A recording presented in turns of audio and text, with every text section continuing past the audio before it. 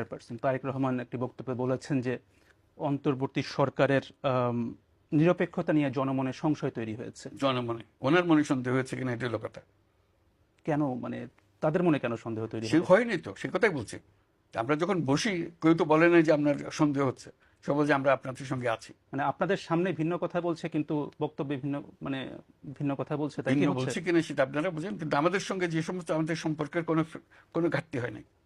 ছাত্রদের প্রসঙ্গে, ছাত্ররা একটা রাজনৈতিক দল এরই মধ্যে করে ফেলেছে। সে বিষয়ে কয়েকটি রাজনৈতিক দল, বিশেষ করে বিএনপির পক্ষ থেকে বলা হয়েছে যে, একটা অভিযোগ করা হয়েছে সরকার এখানে তাদেরকে সহায়তা করছে। সরকার কি সহায়তা করছে তাদেরকে বা না, করেছে? সরকার কোনো সহায়তা করে না। 3জন ছাত্র প্রতিনিধি ছিল সরকারের ভেতরে, যিনি রাজনীতি মনস্থির করেছেন তিনি সরকার থেকে ইস্তফা দিয়ে চলে গেছেন। উনি প্রাইভেট সিটিজেন হিসেবে রাজনীতি করবেন, এর কার বাধা দেওয়ার কি আছে? সেনাবাহিনী থেকে কি আপনি সহযোগিতা পাচ্ছেন? সর্বোত্তমভাবে, একদম প্রথম থেকে যা ছিল এখনো তাই? অ্যাবসলিউটলি।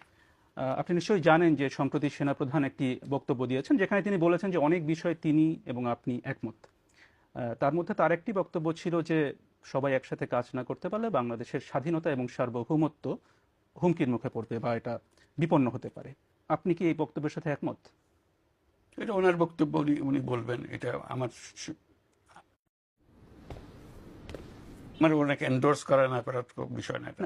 যেটা যেহেতু তিনি বলছেন যে অনেক বিষয়ে কথা হয়, আপনি অনেক বিষয়ে একমত, অথবা এই যে স্বাধীনতা সার্বভৌমত্ব বিপন্ন হওয়ার কোনো সম্ভাবনা কি আছে কিনা, সরকার প্রধান হিসেবে আপনি কি এটা তো বলেন? সব সময় থাকে। একটা পলাতক দল দেশ ছেড়ে চলে গেছে, তাদের নেতৃত্ব চলে গেছে, তারা সর্বাত্মক চেষ্টা করছে এটাকে আনসেটল করার জন্য। এটা তো সবসময় থ্রেট আছে, প্রতিক্ষণই আছে, প্রতি জায়গাতেই আছে। কাজে এটা তো সবসময় থাকবে। মানে হুমকিটা কি আপনি বলছেন আওয়ামী লীগ থেকে, ক্ষমতাচ্যুত আওয়ামী লীগ থেকে? অবশ্যই, এটা তো অবভিয়াস।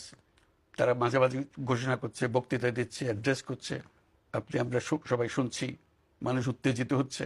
আপনি এখন যেটা বললেন যে তাদের দিক থেকে নানা রকম কর্মকাণ্ড আছে, হুমকিটা কোথায় এই মুহূর্তে?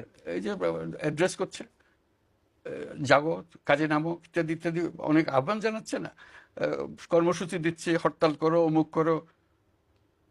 এটা মানুষ কিভাবে নেবে এটাকে বলেন? এটা কিভাবে মিষ্টি মুখে চলে যাবে সব?